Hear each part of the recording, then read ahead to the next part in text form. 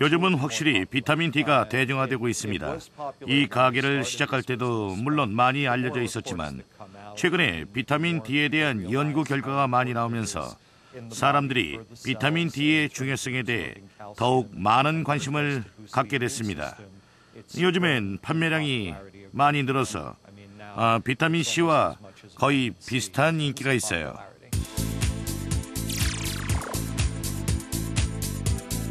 타임지는 2007년을 정리하면서 10대 의학 혁신 중 하나로 비타민 D를 선정했다. 또한 세계 주요 언론에서는 햇빛의 중요성과 함께 비타민 D가 암을 예방하는 효과가 있다는 사실을 알렸다.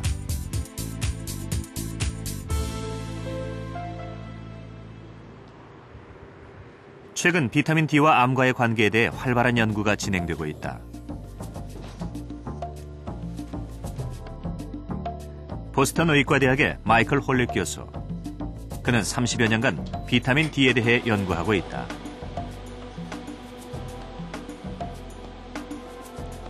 홀릭 교수는 현재 비타민 D의 암 예방 효과에 대한 연구를 진행 중이다. 하루에 필요한 양의 비타민 D를 생성할 수 있는 자외선을 매일 일정 시간 쬐게 한 후 그것이 암에 어떤 효과가 있는지를 알아보는 것이다. 우리가 연구하고 있는 연구 중에는 비타민 D가 전립선암을 가진 남성들에게 도움을 준다는 내용이 있습니다. 비타민 D가 결핍된 남성들에게 전립선암이 발병할 위험이 50% 높은 걸로 나타났습니다. 그래서 전립선암이 있는 남성을 대상으로 이 램프에 노출시켜보고 그것이 전립선암의 진행에 대해 어떤 영향을 주는지 관찰을 하려고 하는 것입니다. 홀릭 교수는 비타민 D의 역할이 알려진 것보다 훨씬 다양하다고 말한다. 그중 하나가 최근 계속 발표되고 있는 암과의 연관성이다.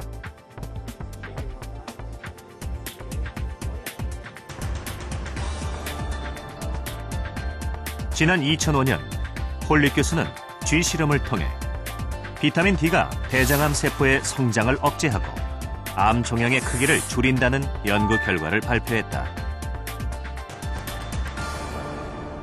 이 연구 결과는 평생 적정량의 비타민 D를 유지하는 것이 암에 걸릴 확률을 낮추는 한편 암에 이미 걸렸을 경우에는 암세포가 너무 빨리 성장하는 것을 막을 수 있다는 결정적인 근거가 될 수 있습니다. 중요한 것은 비타민 D가 어떻게 암과 관련이 되어 있느냐 하는 것입니다. 모든 사람들은 비타민 D는 칼슘과 뼈 건강에 중요하다고 생각을 하고 있는데요.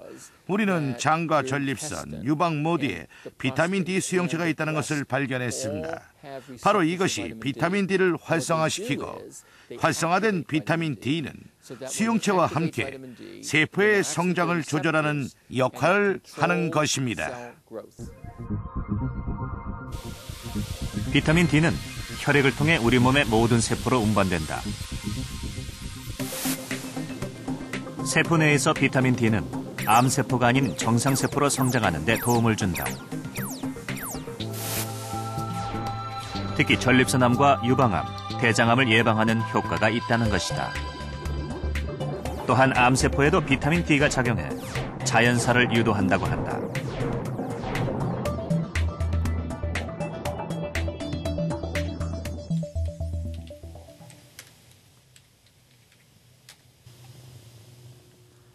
홀릭 교수는 태양을 보기 힘든 겨울철에 매일 1000단위의 비타민 D 한 알씩을 잊지 않고 섭취한다. 적정량의 비타민 D 섭취는 암뿐 아니라 현대인이 가진 여러 질병을 예방할 수 있다는 것이다.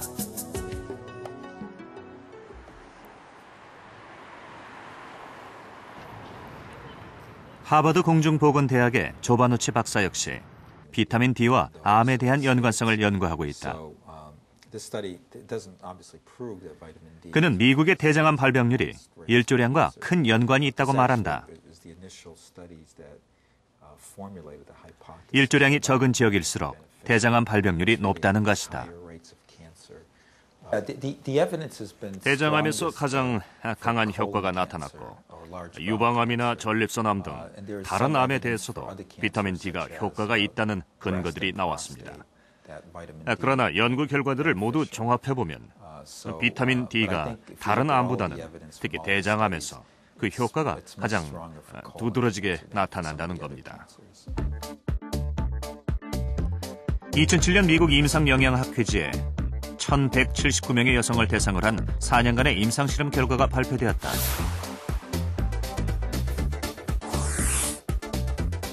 비타민 D와 칼슘을 함께 복용한 그룹의 일반적인 암 발생률이 현저하게 낮아진다는 것이다.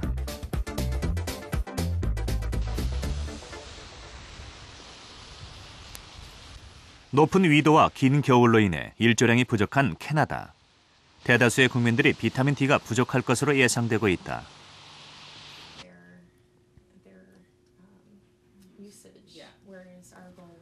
최근 비타민 D의 암 예방 효과에 대한 연구 결과가 보고되면서 캐나다는 전 국민을 대상으로 비타민 D 섭취를 적극적으로 권하고 있다. 캐나다 암협회는 현재 적극적인 홍보를 통해 비타민 D의 효능을 알리고 겨울철에 하루 1000단위의 비타민 D를 섭취할 것을 권유하고 있다.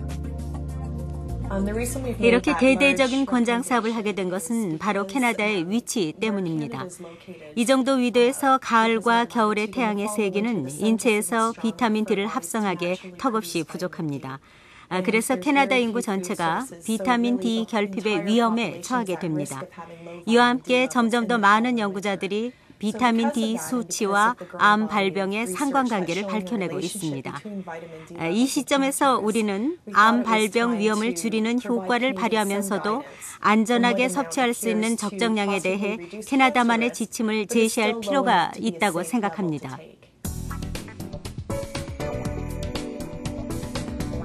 비타민 D의 중요성을 담은 캐나다 암협회의 홍보 책자는 비타민 D 섭취가 꼭 필요한 사람에 대해 자세히 언급하고 있다. 특히 야외 활동이 적은 현대인들의 경우 비타민 D 부족을 의심해 봐야 한다. 비타민 D를 정의하는 최고의 방법은 바로 햇빛 비타민이라고 생각합니다. 비타민 D는 자연이 공짜로 줄 뿐만 아니라 우리를 정말 건강하게 지켜주기 때문이죠.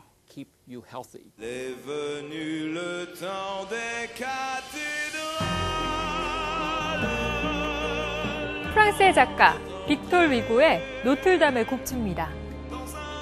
많은 영화, 뮤지컬 등으로 선보여져 우리에게도 친숙한 작품이죠. 이 작품의 주인공인 콰지모도는 곱사등입니다.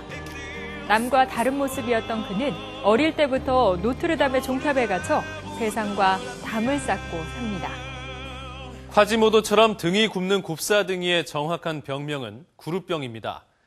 구루병은 비타민 D와 칼슘의 부족 때문에 뼈가 물러지고 약해지는 병으로 주로 소와 아동에게 나타납니다. 하지만 충분한 영양 섭취와 비타민 D를 보충하면 치료가 가능합니다.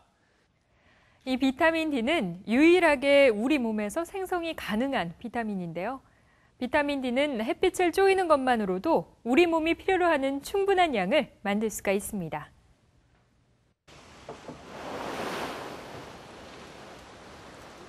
강원도 강릉의 작은 어촌 마을.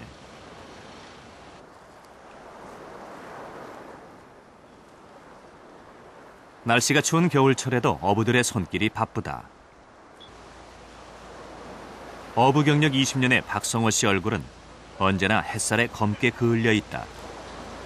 일하는 시간이 계절적으로 좀 틀리는데 여름 같은 경우에는 12시간 해요.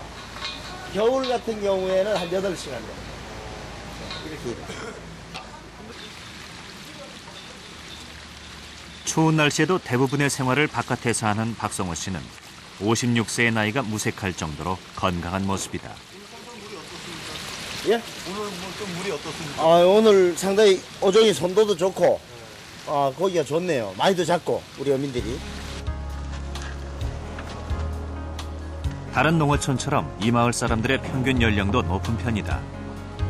그러나 대부분 어업에 종사하며 건강하게 생활하고 있다. 제 친구들도 많고 선배들이 지금 거의 어촌은 고령화가 되잖아요. 근데 이 노인네들이 있어도 뭐 어디 관절이나 뭐 뼈가 아파서 뭐 입원하거나 이런 사람은 없어요. 어업 종사하는 분이 거의 80줄이 된 분도